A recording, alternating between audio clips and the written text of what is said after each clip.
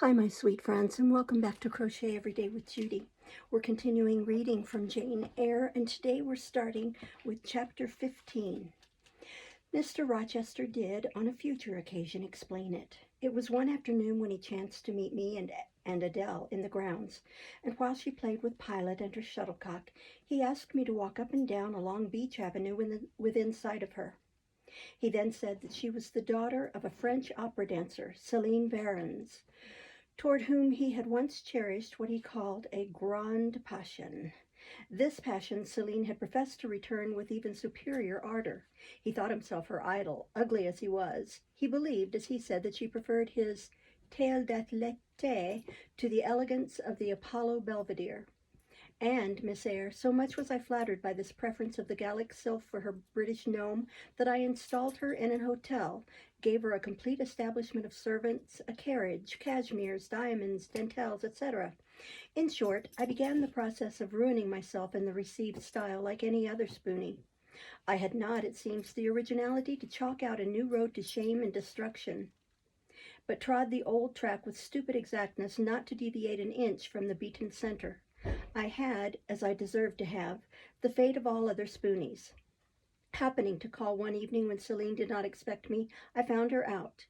But it was a warm night, and I was tired with strolling through Paris, so I sat down in her boudoir, happy to breathe the air consecrated so lately by her presence. No, I exaggerate. I never thought there was any consecrating virtue about her. It was rather a sort of pastille perfume she had left, a scent of musk and amber, than an odor of sanctity. I was just beginning to stifle with the fumes of conservatory flowers and sprinkled essences when I bethought myself to open the window and step out onto the balcony. It was moonlight and gaslight besides, and very still and serene. The balcony was furnished with a chair or two. I sat down and took out a cigar. I will take one now, if you will excuse me. Here ensued a pause, filled up by the producing and lighting of a cigar. Having placed it to his lips and breathed a trail of Havana incense on the freezing and sunless air, he went on. I liked bonbons, too, in those days, Miss Eyre, and I was croquant. Overlooked the barbarism. Croquant chocolate confits, and smoking alternately, watching meantime the equipages that rolled along the fashionable streets toward the neighboring opera house, when in an elegant close carriage drawn by a beautiful pair of English horses, and distinctly seen in the brilliant city night, I recognized the voiture I had given Celine. She was returning. Of course my heart thumped with impatience against the iron rails I leant upon. The carriage stopped, as I had expected, at the hotel door. My flame, that is the very word for an opera inamorata, alighted.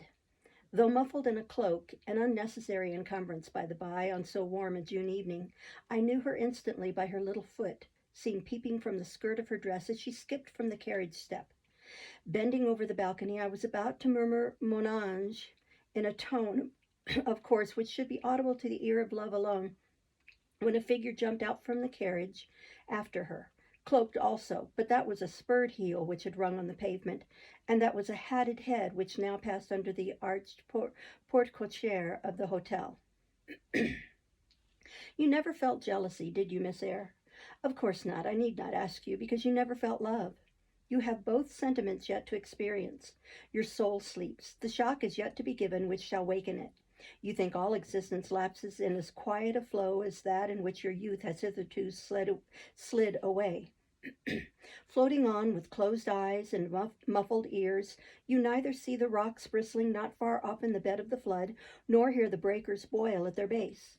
But I tell you, and you may mark my words, you will come some day to a craggy pass in the channel, where the whole of life's stream will be broken up into whirl and tumult, foam and noise. Either you will be dashed to atoms on crag points, or lifted up and borne on by some master wave into a calmer current, as I am now. I like this day. I like that sky of steel. I like the sternness and stillness of the world under this frost. I like Thornfield, its antiquity, its retirement, its old crow trees and thorn trees, its gray facade and lines of dark windows reflecting that metal welkin. And yet how long have I abhorred the very thought of it, shunned it like a great plague house? How do I still abhor? He ground his teeth and was silent. He arrested his step and struck his boot against the hard ground. Some hated thought seemed to have him in its grip, and to hold him so tightly that he could not advance. We were ascending the avenue when he thus paused. The hall was before us. Lifting his eye to its battlements, he cast over them a glare such as I never saw before or since. Pain, shame, ire, impatience, disgust, detestation seemed momentarily to hold a quivering conflict in the large pupil dilating under his ebon eyebrow. Wild was the wrestle which should be paramount, but another feeling rose and triumphed. Something hard and cynical, self-willed and resolute. It settled his passion and petrified his countenance. He went on. During the moment I was silent, Miss Eyre, I was arranging a point with my destiny. She stood there by that beech trunk, a hag like one of those who appeared to Macbeth on the heath of Forres. You like Thornfield? She said, lifting her finger, and then she wrote in the air a memento which ran in lurid hieroglyphics all along the house front, between the upper and lower row of windows. Like it if you can, like it if you dare. I will like it, said I. I dare like it, and, he subjoined moodily, I will keep my word. I will break obstacles to happiness, to goodness. Yes, goodness. I wish to be a better man than I have been, than I am. As Job's Leviathan broke the spear, the dart, and the habergeon, hindrances which others count as iron and brass, I will esteem but straw and rotten wood. Adele here ran before him with her shuttlecock. Away, he cried harshly. Keep at a distance, child, or go in to Sophie. Continuing then to pursue his walk in silence, I ventured to recall him to the point whence he had abruptly diverged. Did you leave the balcony, sir? I asked when Mademoiselle Varens entered. Excuse me. I almost expected a rebuff for this hardly well-timed question, but on the contrary, waking out of his scowling abstraction, he turned his eyes toward me, and the shade seemed to clear off his brow. Oh, I had forgotten, Celine. Well, to resume. When I saw my charmer thus come in accompanied by a cavalier, I seemed to hear a hiss, and the green snake of jealousy rising on undulating coils from the moonlit balcony, glided within my waistcoat and ate its way in 2 minutes to my heart's core. Strange, he exclaimed, suddenly starting again from the point. Strange that I should choose you for the confidant of all this, young lady. Passing strange that you should listen to me quietly, as if it were the most usual thing in the world for a man like me to tell stories of his opera mistresses to a quaint, inexperienced girl like you. But the last singularity explains the first, as I intimated once before. You, with your gravity, considerateness, and caution, were made to be the recipient of secrets. Besides, I know what sort of mind I have placed in communication with my own.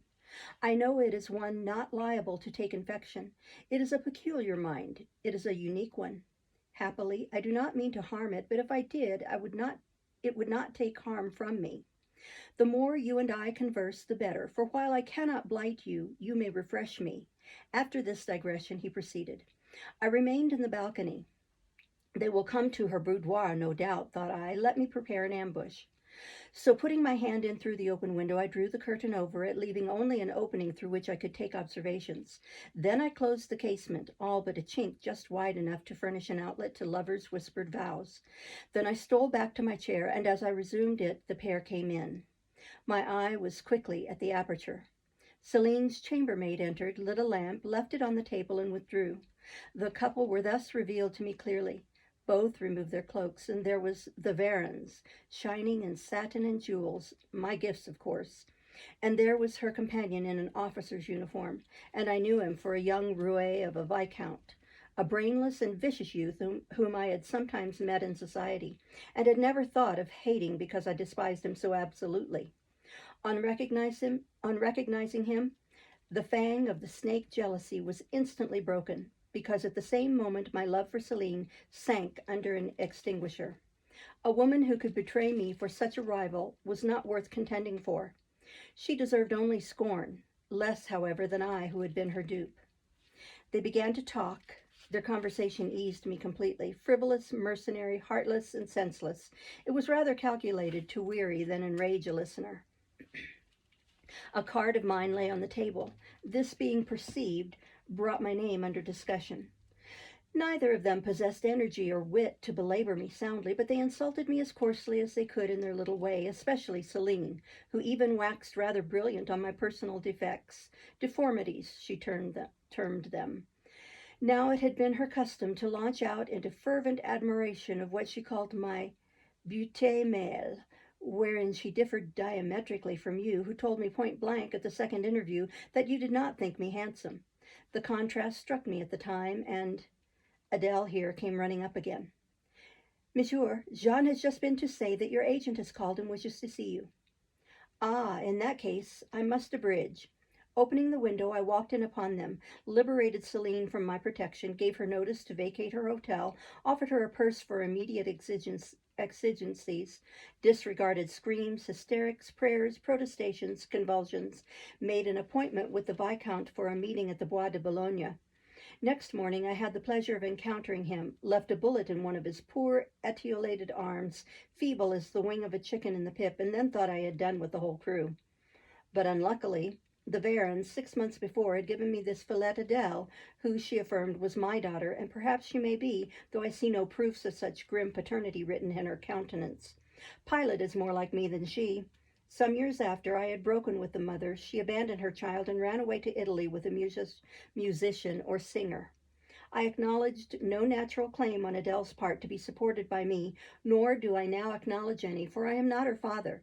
But hearing that she was quite destitute, I even took the poor thing out of the slime and mud of Paris and transplanted it here to grow up clean in the wholesome soil of an English country garden.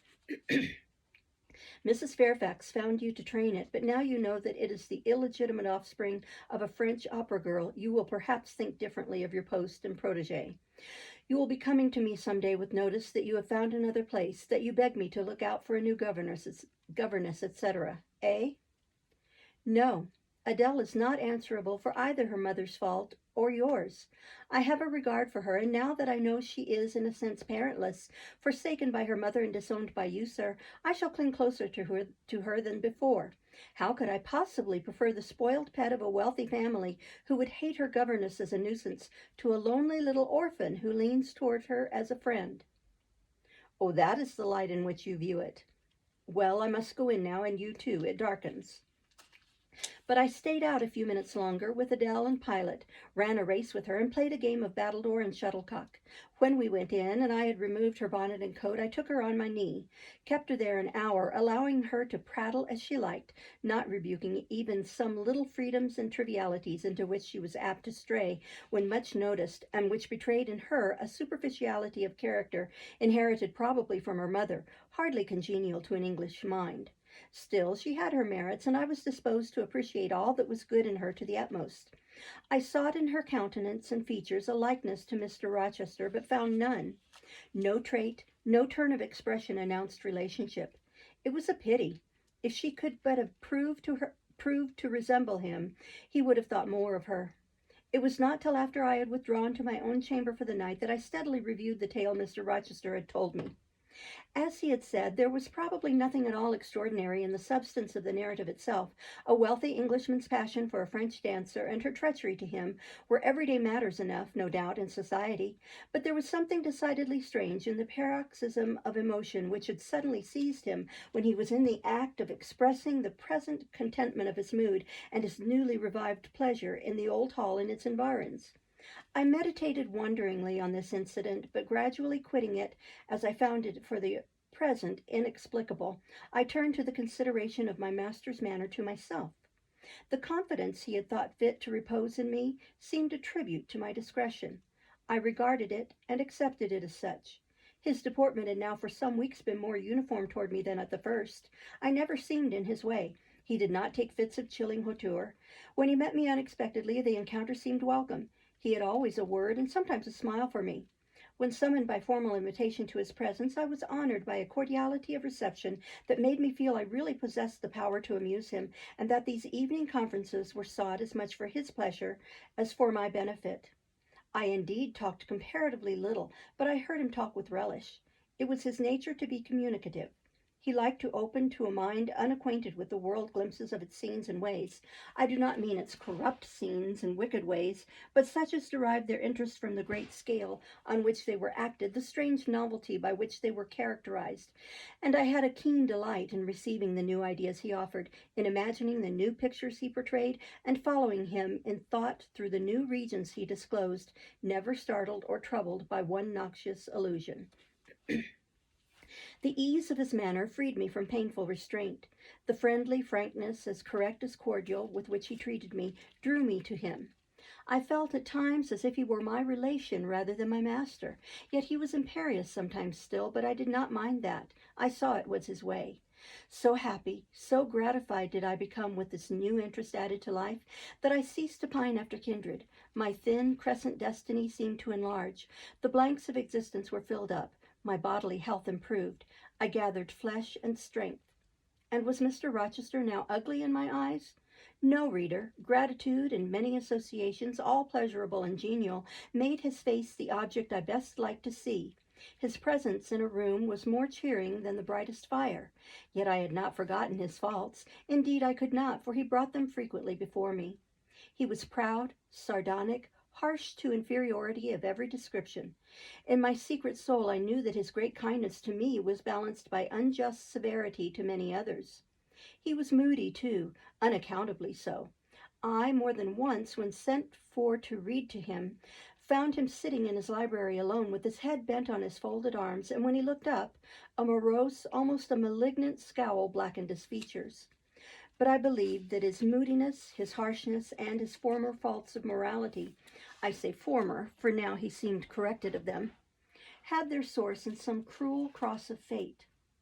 I believed he was naturally a man of better tendencies, higher principles, and purer tastes than such as circumstances had developed, education instilled, or destiny encouraged.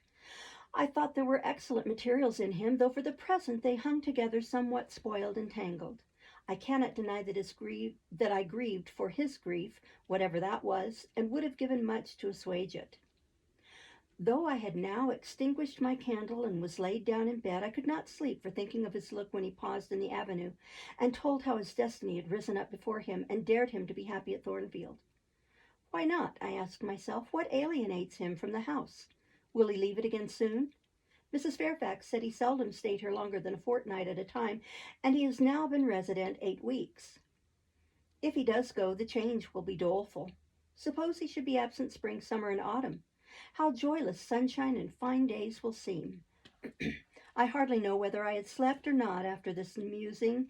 At any rate, I started wide awake on hearing a vague murmur, peculiar and lugubrious, which sounded, I thought, just above me. I wished I had kept my candle burning. The night was drearily dark. My spirits were depressed. I rose and sat up in bed, listening. The sound was hushed. I tried again to sleep, but my heart beat anxiously. My inward tranquillity was broken. The clock far down in the hall struck 2. Just then it seemed my chamber door was touched, as if fingers had swept the panels and groping away along the dark gallery outside. I said, "Who is there?" Nothing answered. I was chilled with fear. All at once I remembered that it might be Pilot, who, when the kitchen door chanced to be left open, not unfrequently found his way up to the threshold of Mr. Rochester's chamber. I had seen him lying there myself in the mornings. The idea calmed me somewhat. I lay down. Silence composes the nerves, and as an unbroken hush now reigned again through the whole house, I began to feel the return of slumber. But it was not fated that I should sleep that night. A dream had scarcely approached my ear when it fled affrighted, scared by a marrow-freezing incident enough. This was a demoniac laugh, low, suppressed, and deep, uttered as it seemed at the very keyhole of my chamber door. The head of my bed was near the door, and I thought at first the goblin laugher stood at my bedside, or rather crouched by my pillow. But I rose, looked round, and could see nothing, while as I still gazed, the unnatural sound was reiterated, and I knew it came from behind the panels. My first impulse was to rise and fasten the bolt. My next, again, to cry out, "Who is there?" Something gurgled and moaned. Ere long, steps retreated up the gallery toward the third-story staircase. A door had lately been made to shut in that staircase. I heard it open and close, and all was still. Was that Grace Poole, and is she possessed with a devil, thought I? Impossible now to remain longer by myself. I must go to Mrs. Fairfax. I hurried on my frock and a shawl. I withdrew the bolt and opened the door with a trembling hand. There was a candle burning just outside, and on the matting in the gallery. I was surprised at this circumstance, but still more was I amazed to perceive the air quite dim, as if filled with smoke. And while looking to the right hand and left to find whence these blue wreaths issued, I became further aware of a strong smell of burning. Something creaked. It was a door ajar, and that door was Mr. Rochester's, and the smoke rushed in a cloud from thence. I thought no more of Mrs. Fairfax. I thought no more of Grace Poole, or the laugh. In an instant I was within the chamber. Tongues of flame darted round the bed. The curtains were on fire. In the midst of blaze and vapor, Mr. Rochester lay stretched motionless in deep sleep. "Wake! Wake!" I cried. I shook him, but he only murmured and turned. The smoke had stupefied him. Not a moment could be lost. The very sheets were kindling. I rushed to his basin and ewer. Fortunately, one was wide and the other deep, and both were filled with water. I heaved them up, deluged the bed and its occupant, flew back to my own room, brought my own water jug, baptized the couch afresh, and by God's aid succeeded in extinguishing the flames which were devouring it. The hiss of the quenched element, the breakage of a pitcher which I flung from my hand when I had emptied it, and above all the splash of the shower bath I had liberally bestowed, roused Mr. Rochester at last. Though it was now dark, I knew he was awake, because I heard him fulminating strange anathemas at finding himself lying in a pool of water. "Is there a flood?" he cried. "No, sir," I answered, "but there has been a fire. Get up, do. You are quenched now. I will fetch you a candle."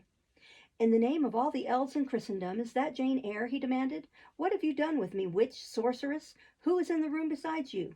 Have you plotted to drown me?" "I will fetch you a candle, sir, and in heaven's name get up. Somebody has plotted something. You cannot too soon find out who and what it is." "There, I am up now, but at your peril you fetch a candle yet. Wait 2 minutes till I get into some dry garments, if any dry there be. Yes, here is my dressing gown. Now run." I did run. I brought the candle which still remained in the gallery. He took it from my hand, held it up, and surveyed the bed all blackened and scorched, the sheets drenched, and the carpet round swimming in water.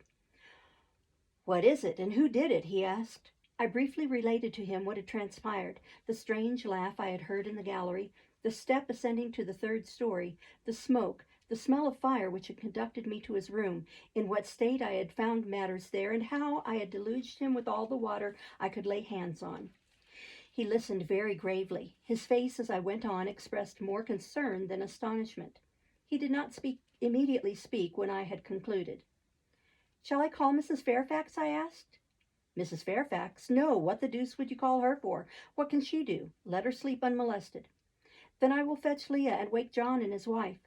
"Not at all. Just be still. You have a shawl on. If you are not warm enough, you may take my cloak yonder, wrap it about you, and sit down in the armchair.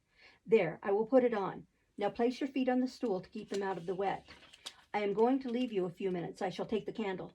Remain where you are till I return. Be as still as a mouse. I must pay a visit to the 3rd story. Don't move, remember, or call anyone." He went. I watched the light withdraw. He passed up the gallery very softly, unclosed the staircase door with as little noise as possible, shut it after him, and the last ray vanished. I was left in total darkness. I listened for some noise, but heard nothing. A very long time elapsed. I grew weary. It was cold in spite of the cloak, and then I did not see the use of staying, as I was not to rouse the house. I was on the point of risking Mr. Rochester's displeasure by disobeying his orders, when the light once more gleamed dimly on the gallery wall, and I heard his unshod feet tread the matting. I hope it is he, thought I, and not something worse. He re-entered, pale and very gloomy. "I have found it all out," said he, setting his candle down on the washstand. "It is as I thought." "How, sir?" He made no reply, but stood with his arms folded, looking on the ground. At the end of a few minutes he inquired in rather a peculiar tone, "I forget whether you said you saw anything when you opened your chamber door." "No, sir, only the candlestick on the ground." "But you heard an odd laugh? You have heard that laugh before, I should think, or something like it." "Yes, sir. There is a woman who sews here called Grace Poole. She laughs in that way. She is a singular person." "Just so. Grace Poole, you have guessed it. She is, as you say, singular. Very. Well, I shall reflect on the subject. Meantime, I am glad that you are the only person besides myself acquainted with the precise details of tonight's incident. You are no talking fool. Say nothing about it. I will account for this state of affairs, pointing to the bed, and now return to your own room. I shall do very well on the sofa in the library for the rest of the night. It is near 4. In 2 hours the servants will be up. Good night then, sir, said I, departing. He seemed surprised, very inconsistently so, as he had just told me to go. What? He exclaimed. Are you quitting me already, and in that way? You said I might go, sir. But not without taking leave, not without a word or two of acknowledgment and goodwill, not, in short, in that brief, dry fashion. Why, you have saved my life, snatched me from a horrible and excruciating death, and you walk past me as if we were mutual strangers. At least shake hands. He held out his hand. I gave him mine. He took it first in one, then in both his own. You have saved my life. I have a pleasure in owing you so immense a debt. I cannot say more. Nothing else that has being would have been tolerable to me in the character of creditor for such an obligation. But you, it is different. I feel your benefits no burden, Jane. He paused, gazed at me. Words almost visible trembled on his lips, but his voice was checked. Good night again, sir. There is no debt, benefit, burden, obligation in the case. I knew, he continued, you would do me good in some way at some time. I saw it in your eyes when I